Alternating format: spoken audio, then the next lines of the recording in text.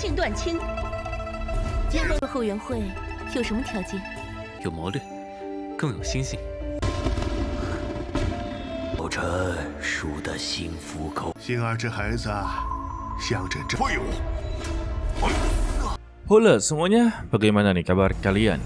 Pada siang hari ini, kita akan melanjutkan tongwa dari Pyrrhus Battle Spirit, tepatnya untuk episode 135. Mimin kira ya untuk hari ini Pyrrhus Battle Spirit kagak tayang. Tahu-taunya malah tayang. Kemarin-kemarin kagak loh. Jadi ya, gara-gara itu Mimin malah terlambat. Kalau begitu ya, langsung saja kita masuk ke dalam ceritanya. Sesingkatnya, kompetisi dari Putra Mahkota benar-benar selesai. Tetapi ya, masih belum diketahui siapa pemenang dalam kompetisi ini guys. Namun yang pasti, teman-teman dari Duan King alias Qinan, mereka semua merayakan. Dan siapa sangka ya, teman-teman dari Qinan ini ternyata hampir lengkap. Hanya saja ya, tidak ada Xian Miao Miao yang berada di sana. Ditambah untuk Long Hu, dia benar-benar mabuk berat. Dia menceritakan semua yang terjadi di dalam dunia rahasia Long Yuan. Sampai dia berkata kalau dirinya dikejar-kejar oleh cacing yang begitu besar. Atau yang biasa Mimin sebut sebagai monster serangga. Sedangkan untuk Qinan sendiri dengan Tuan Putri berada di luar. Mereka saling berbincang satu sama lain. Tuan Putri meminta kepada dia untuklah ikut berpesta. Jika tidak ya, maka dia akanlah melewatkan hari ini. Namun, Qinan tidaklah mau dan menyuruh Tuan Putri untuklah ikut serta dalam acara tersebut juga. Sayangnya ya, Tuan Putri memang tidak cocok dalam pesta seperti itu. Dan Tuan Putri sungguh berterima kasih kepada Duan King jika tanpa adanya dia di sini, mungkin ya dalam dunia rahasia Long Yuan, dia sudahlah tidak bernyawa dan juga tidaklah mungkin bisa sampai seperti ini juga. Hal inilah yang membuat dia merasa berketergantungan dengan Duan King. Jadi ya, dia takut jika nantinya Duan King pergi dari sini, maka dia tidak akan bisa menjadi apa-apa. Lantas dia membalasnya, kalau Tuan Putri tertua memiliki kemampuan yang luar biasa, dia memiliki otak yang begitu cerdas, dia memiliki kekuasaan, seharusnya dia tidaklah perlu takut. Jika nantinya dia tidak berada di sini, sudah pasti ya dia bisa melakukan apapun. Meski dia menghadapi masalah besar, sudah pasti akanlah teratasi. Jadi pada intinya, dia tidak perlulah khawatir. Jika nantinya tidak ada jenderal yang lebih baik daripadanya, atau lebih tepatnya ya, jika nantinya dia pergi dari sini dan tidak menjadi jenderal tetap, dia hanya perlu untuklah melihat ke depan, tidak perlu untuklah melihat ke belakang. Karena dia memiliki kemampuan yang tidak dimiliki oleh semua orang. Mendengar ucapan tersebutlah membuat sang putri sungguh begitu tertegun. Dan dia pun membalasnya, maka dari itulah dia akanlah melihat ke belakang, menganggap kalau Duan King sebagai sejarah agarlah dia bisa untuk maju ke depan. Ya, sebuah motivasi guys. Duan Qing, 就在。 Sementara itu ya, untuk sang kaisar ternyata berada di dunia rahasia Long Yuan, tepatnya di pohon jurang naga. Ternyata ya, mereka berdua ini saling mengenal satu sama lain. Ditambah, sang kaisar telah menang taruhan dengan si pohon jurang naga. Karena sebelum-sebelumnya, sang kaisar telah bertaruh kalau Jenderal Duan Qing yang terbaru akanlah membuat dia menjadi semakin muda. Dan untuk si pohon jurang naga tidaklah berpikir seperti itu, justru tidak akan membantunya sama sekali. Namun fakta yang telah terjadi kalau Duan King telah memberikan sebuah energi spiritual membuat dirinya benar-benar menjadi muda. Maka dari itulah sang kaisar memenangkan taruhan tersebut. Tetapi si pohon jurang naga benar-benar begitu sangatlah iri kepada sang kaisar. Untuk saat ini ya, dia memiliki keberuntungan yang begitu sangatlah besar. Lantas sang kaisar mempertanyakan, apa maksud dari keberuntungan yang dia pikirkan? Maksud dari si pohon jurang naga, keberuntungan yang dia miliki yaitu untuk saat ini dia memiliki jenderal seperti Duan King, memiliki hati yang begitu besar, kemampuan yang begitu sangatlah langka. Dia bisa menjadi jenderal besar dan kerajaannya sudah pasti akanlah terlindungi. dan juga dia memiliki putri yang begitu sangatlah cerdas, maka dia cocok untuklah menjadi kaisar selanjutnya. Meskipun dia adalah seorang wanita, tetapi si pohon jurang naga sangatlah yakin kalau dia memanglah cocok menjadi sang kaisar. Dan akhirnya kita mengetahui nama dari putri tertua ini adalah Xin-Er. Jadi kita panggil sebagai namanya saja ya. Mendengar pernyataan dari si pohon jurang naga, sang kaisar benar-benar menghela napas. Tampaknya ya dia tetaplah ingin penerusnya ini adalah seorang laki-laki. Dia mengakui kalau dari kecil dia telah membuat sebuah keputusan yang salah. Maksudnya itu ya seperti cerita dari sang putri, kalau dari kecil dia dilatih oleh sang kaisar layaknya seperti pria dari memanah, memburu, berlatih bela diri. Tetapi dia terlambat untuklah mengajari anak perempuannya sebagai perempuan pada umumnya. Seperti menjahit, memasak, dan juga bermain musik.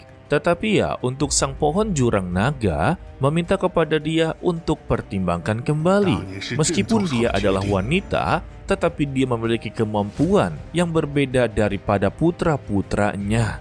Ditambah ya, untuk sekarang ini, Putri Xin-Er telah memenangkan pengujian Long Yuan. Dia sama sekali tidaklah bisa untuk merubah peraturan dalam pengujian ini. Dan pertanyaan dari sang pohon jurang naga, apakah kaisar benar-benar akan mempertimbangkan dia untuklah masuk ke istana putra mahkota? Karena dari nama ujiannya saja, yaitu pemilihan putra mahkota, bukanlah putri mahkota. Ditambah, kejadian seperti ini baru satu kali terjadi. Maka dari itulah sang kaisar dan si pohon jurang naga benar-benar begitu sangatlah kebingungan. Sampai-sampai ya pembicaraannya langsunglah melenceng. Takutnya dengan begini agen kerajaan akanlah mempermasalahkan ini semua. Tetapi belum saja selesai berbicara, sang kaisar langsung memotong dan meminta janganlah banyak bicara dan janganlah melenceng kemana-mana.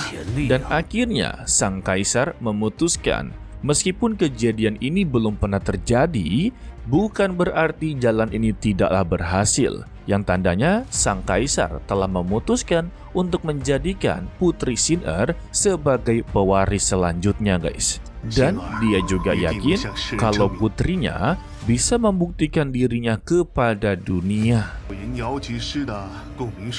Sedangkan Duan King bertanya apakah dia tahu tentang ilmu resonansi jiwa bela diri. Sayangnya untuk sampai saat ini ilmu tersebut sudah lama hilang. Maka dari itulah Putri Xin-Er akanlah melakukan penyelidikan.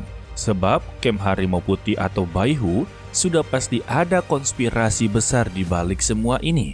Duan King membenarkannya. Maka dari itu dia mengajak bekerja sama dengan lebih banyak kekuatan yang bisa mereka gabungkan. Maka mereka pasti bisa untuklah menghadapi masalah jika benar-benar Kem Baihu memiliki konspirasi yang begitu besar.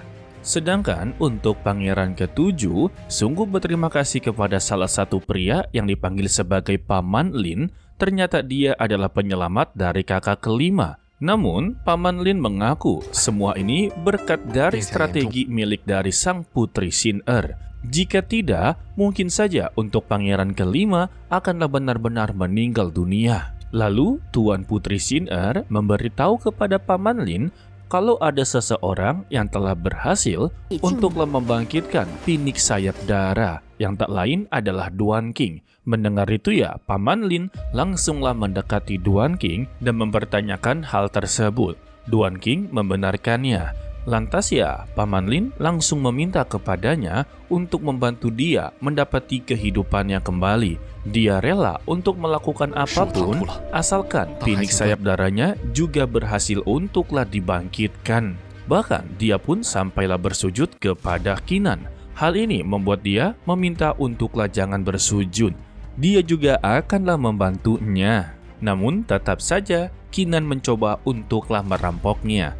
Dia membutuhkan 10.000 tel batu sebagai perantara. Sebetulnya itu adalah harga yang begitu sangatlah mahal untuk kultivator pada umumnya. Tetapi ya, karena sesama jenderal dan terlahir di tempat bangsawan ya, bagi mereka 10.000 tel batu itu sangatlah mudah. Jenderal Lin sungguh begitu terkejut-kejut, ternyata hanya perlu seperti itu saja. Dia merasa begitu menyesal sebab selama bertahun-tahun dia mengkonsumsi obat ajaib yang tak terhitung jumlahnya, namun tiada hasil sama sekali.